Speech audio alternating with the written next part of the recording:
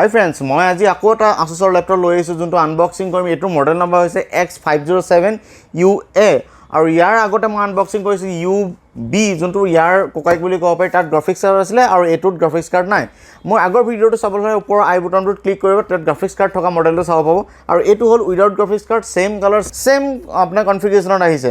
আৰু এতিয়া ভিতৰত কি কেনেকৈ আছে এবাৰ চাও। আগতে হেতুৰ নিচিনা এটো সেমে হয়, কিন্তু এবাৰ মই সিৰিজ হিচাপে যেতিয়া আনবক্সিং কৰোঁ গোটেইখিনি সিৰিজ মই আপোনালোকক আনবক্সিং কৰি দেখাম। এটা এটাকৈ ভিডিও মই দি যাম, আপোনালোকে চাই যাব, শেষলৈকে চাব ভিডিওবোৰ। তেতিয়া আপোনালোকে অনুভৱ কৰিব পাৰিব যে এই ল্যাপটপটো আপোনাৰ কাৰণে উপযোগী হয় নে নহয়। এই যোনটো মডেল আছে এইটো আনবক্সিং কৰোঁ। আহক এতিয়া চাওঁ কি আছে কি নাই ভিতৰত। আৰু এতিয়া পেকেটৰ ওপৰত কি লিখা আছে চাওঁ। আপোনাৰ প্ৰথমতে ফ্ৰণ্টত আপোনাৰ লিখা আছে ইন চাৰ্চ অফ ইনক্ৰেডিবল। এইটো আপোনাৰ ডায়লগে হয়। Asusৰ ব্ৰেণ্ডিং আছে। সাইডত আপোনাৰ সিৰিয়েল নাম্বাৰ মেনশন কৰা আছে। ইয়াৰ মডেল নাম্বাৰ X507UA হয়। এইটো আচলতে MRP সক ইয়াত লিখা আছে আপোনাৰ 4990। ইমানটো নহয়, আপোনালোকৰ দাম কমে হয়। আপুনি অফলাইনত কিনলে দাম কমত পাই যাব, অনলাইনত কিনলে আৰু দাম কমত। পেকেটটো খুলো মই এতিয়া। পেকেটটো খুলিয়ে থোৱা আছে কাৰণ কেলে ইয়াৰ কিছুমান কাম থাকে, সেইবোৰ আমি আগতে কৰি থওঁ যাতে ভিডিওটো সোনকালে কৰিব পাৰি। আৰু এতিয়া আনবক্সিং কৰোঁ। এখন মেনুৱেল গাইড আপুনি পঢ়িলেও পঢ়িব পাৰে, নপঢ়িলেও নাই। আপুনি লগতে আৰু এটা পাব আপুনি পেকেটৰ ভিতৰত। এইটো এডপ্টাৰ পাৱাৰ কেবল যোনডাল আপোনাৰ এডপ্টাৰ লগত লগাই কাৰেণ্টৰ কাৰণে, AC কাৰণে। আৰু এইটো হৈ গ'ল adapter charger fast charging adapter. ল্যাপটপটোৰ ওপৰখনৰ পৰা দেখিব পাইছে যোনটো লাইনিং আছে, টেক্সচাৰ দিয়া আছে। ওপৰটো প্লাষ্টিক Asusৰ ব্ৰেণ্ডিং আছে। ল্যাপটপটো মেলি চাওঁ এতিয়া। আৰু ইয়াৰ ভিতৰত এখন বগা আপুনি কাপোৰ পোৱা যায় যাতে এই স্ক্ৰীনৰ দাগ নালাগে। ল্যাপটপৰ অভাৰঅল লুকটো চাওঁ। ইয়াৰ 15.6 স্ক্ৰীন Nenoedge ডিসপ্লেৰ লগত দিছে। ওপৰত ৱেবকেম আছে। টাচপেডটো চাওক, টাচপেডটো ডাঙৰ টাচপেড লগত ফিংগাৰপ্ৰিণ্ট দিছে। আৰু ইয়াত Intel i3 7th generation processor লগত দিছে। চিকলেট কিবৰ্ডৰ উইথ আপোনাৰ নামপেড দিছে। সাউণ্ড মাষ্টাৰ ড্ৰাইভাৰ আছে যোনটো সাউণ্ডৰ ক্ষেত্ৰত বহুতেই ভাল। আৰু সাইডত চাওক, এইটোলে চাওকচোন আপোনাৰ লেফট সাইডত চাওক কিমান ধুনীয়া স্লিম। এইটো হ'ল চাৰ্জাৰ পোৰ্ট আৰু এইটো হ'ল আপোনাৰ USB দুটা USB দিছে। লাইটৰ ইণ্ডিকেশ্যন দিয়া আছে। আৰু এইটো বতাহ ওলোৱা সোমোৱাৰ কাৰণে ফেন। আৰু এইপিনে দিছে আপোনাৰ মাইক্ৰ SD স্লট যোনটো মেমৰি কাৰ্ড আপুনি সোমাব পাৰিব। আৰু এটা দিছে ৰাইট সাইডতে আপোনাৰ HDMI পোৰ্ট আৰু 3.5 হেডফোন জেক দিছে। আৰু এইপিনে চাওকচোন, এইপিনে আপুনি দেখোঁতেই গম পাব কিমান স্লিম, বহুতেই স্লিম। আৰু এইপিনে USB পোৰ্ট দিছে আৰু লক কৰিবৰ কাৰণে এইটো লকিং পোৰ্ট দিয়ে।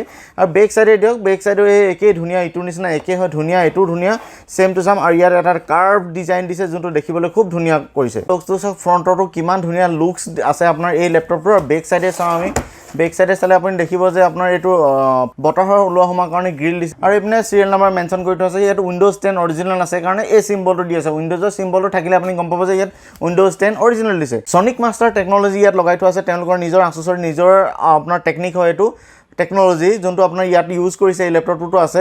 আপুনি এইপিনে দেখিছে এইটো এটা চাউণ্ড গ্ৰিল, এইপিনেও চাউণ্ড গ্ৰিল, মানে কি আপুনি চাউণ্ডৰ কোৱালিটিৰ ক্ষেত্ৰত ডাবুল স্পীকাৰে বহুত ধুনীয়াকৈ চাউণ্ড আপোনাক শুনাব। এই স্ক্ৰীনখন হৈ গ'ল আপোনাৰ 15.6 HD স্ক্ৰীন এণ্টি গ্লেয়াৰ, যোনটো আপোনাক বেছি ব্ৰাইটনেছ ভিজিবিলিটিৰ ক্ষেত্ৰত প্ৰব্লেম নাপায় কাৰণ কেলে এখন 15.6 এণ্টি গ্লেয়াৰ স্ক্ৰীন। আৰু আপোনাৰ এইটো ওপৰত ৱেবকেম যিটো দেখিব পাইছে এইটো VGA ৱেবকেম হয়, HD ৱেবকেম নহয়। লগতে নটিফিকেশ্যন লাইট আৰু মাইক পোৱা যায়। ল্যাপটপটো কিবৰ্ডখন চাওক, কিবৰ্ডখন বহুত চেপেটা কিবৰ্ড আৰু নামপেড লগত দিছে। যিবোৰ মানুহক নামপেডৰ খুব দৰকাৰ হয়, নাম্বাৰ নিউমাৰিক বেছিকৈ মাৰে, তেওঁলোকৰ ক্ষেত্ৰত নামপেডখন বহুত সুবিধা হ'ব। আৰু লগতে আপুনি চাওক, এইটো হৈ গ'ল আপোনাৰ টাচপেডখন বহুত বহল টাচপেড আৰু লগতে ফিংগাৰপ্ৰিণ্ট স্কেনাৰ দিয়াৰ কাৰণে আপোনাৰ চিকিউৰিটি লেভেলটো বহুত বাঢ়ি যায়। ল্যাপটপটোত আপোনাৰ Windows 10 অৰিজিনেল পোৱাৰ লগতে প্ৰচেছৰ যোনটো আপোনাৰ মেইন কাম স্পীডৰ কাম, প্ৰচেছৰ আপোনাৰ এইটো আছে যোনটো আপোনাৰ i3 7th জেনেৰেশ্যন প্ৰচেছৰ, যোনটো আপোনাৰ স্পীডৰ ক্ষেত্ৰত বহুতেই হেল্প কৰিব, যোনটো গেমিঙৰ কাৰণে বা এডিটিঙৰ কাৰণে বা আপোনাৰ যিবোৰ ষ্টুডেণ্টৰ কাৰণে মাল্টিমিডিয়া ক্ষেত্ৰত বা অফিচ ৱৰ্ড এক্সেল পাৱাৰ পইণ্টৰ কাৰণে বহুতেই সুবিধা কৰি দিব। এই ল্যাপটপটোৰ স্পীডৰ ক্ষেত্ৰত কোনো লেগ নহ'ব, কোনো আপুনি হেং নামাৰিব। ষ্ট'ৰেজ কেপাচিটি পাব 1 TB, যোনটো আপোনাৰ ষ্ট'ৰেজৰ কাৰণে কোনো প্ৰব্লেম নহ'ব, বহুতখিনিয়ে 1 TB হৈ যায়। আৰু আপোনাৰ ৰেম পাব আপোনাৰ 4 GB DDR4, যোনটো আপুনি বহুখিনি ভাল। আপুনি 8 GB ৰেমো লগাব পাৰে ইয়াত।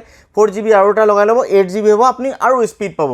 আৰু এটা খুব ভাল কথা মোৰ কাৰণে বা আপোনালোকৰ কাৰণেও হয়, ইয়াত বেটাৰী চাৰ্জিং, আগতে ল্যাপটপবোৰ ফাষ্ট চাৰ্জাৰ নাহিছিলে কাৰণে আপোনাৰ চাৰ্জিংটো বহুত লাহে লাহে হয়, কিন্তু আজিকালি ফাষ্ট চাৰ্জিং আহি গ'ল, যিটো আপোনাৰ এই ল্যাপটপটো ফাষ্ট চাৰ্জিং দিছে, যোনটো আপোনাৰ 3 চেল বেটাৰীটো আপোনাৰ 1 ঘণ্টাত বা 1.5 ঘণ্টাত ফুল চাৰ্জ কৰিব আৰু আপোনালোকে 50 মিনিটত 60% বেটাৰী চাৰ্জ হোৱা দেখিব পাব। কানেক্টিভিটিৰ ক্ষেত্ৰতো আপোনালোকে বহুতেই সুবিধা পাব কাৰণ কেলে ৱেবকেম আছে, ভিডিঅ' কনফাৰেন্সিঙৰ ক্ষেত্ৰত আপোনাৰ ৱাইফাই আছে, কাৰ্ড ৰিডাৰ আছে, আৰু আপোনাৰ ব্লুটুথ আছে, ব্লুটুথ 4 পাব, তেনেকুৱা ধৰণৰ বহুতখিনি সুবিধাই পাব আপুনি কানেক্টিভিটিৰ ক্ষেত্ৰত। যদি আপোনাৰ লেপটপ লৈ প্লেনিং কৰিছে, এই লেপটপটোৰ কথাও আপুনি মিডিয়াম ৰেঞ্জত ভাবিব পাৰে, কাৰণ কেলৈ Nenoedge ডিছপ্লে হয়, ডিছপ্লেখনৰ কোৱালিটিও বহুত ভাল, কীবৰ্ডৰ কোৱালিটি ভাল, ফিংগাৰপ্ৰিণ্ট চিকিউৰিটি লক পাইছে, আপোনাৰ লাইট ৱেইট, বহুত light, 1.6 kg only light weight পাব, আৰু ইণ্টিগ্ৰেটেড গ্ৰাফিক্স দিছে, আপোনাৰ 620 HD ইণ্টেল গ্ৰাফিক্স দিছে, যোনটো আপোনাৰ গেম খেলিবলৈ ইমান সুবিধা নহয় যে সৰু সুৰা কামত আপুনি ধুনীয়াকৈ কাম কৰিব পাৰিব। i3 প্ৰচেছৰ দিছে, 4GB ৰেম, 1TB হাৰ্ড ডিস্কৰ লগত এইটো এটা পাৰফেক্ট লেপটপ ষ্টুডেণ্টৰ কাৰণে। ফ্ৰেণ্ডছ, আপোনালোকে যদি মোৰ ভিডিঅ'বোৰ ভাল পায়, লাইক কৰিব, শ্বেয়াৰ কৰিব, আৰু চেনেলটো ছাবস্ক্ৰাইব কৰিবলৈ নাপাহৰিব, কাৰণ কেলৈ এনেকুৱা ধৰণৰ গেজেট মই সদায় আনবক্সিং কৰি থাকোঁ। ফ্ৰেণ্ডছ, তেনেহ'লে আজিলৈ এৰিছোঁ। নেক্সট আৰু এটা পুনৰ ভাল ভিডিঅ'ত লগ পোৱাৰ আশাৰে বাই বাই, জয় অসম।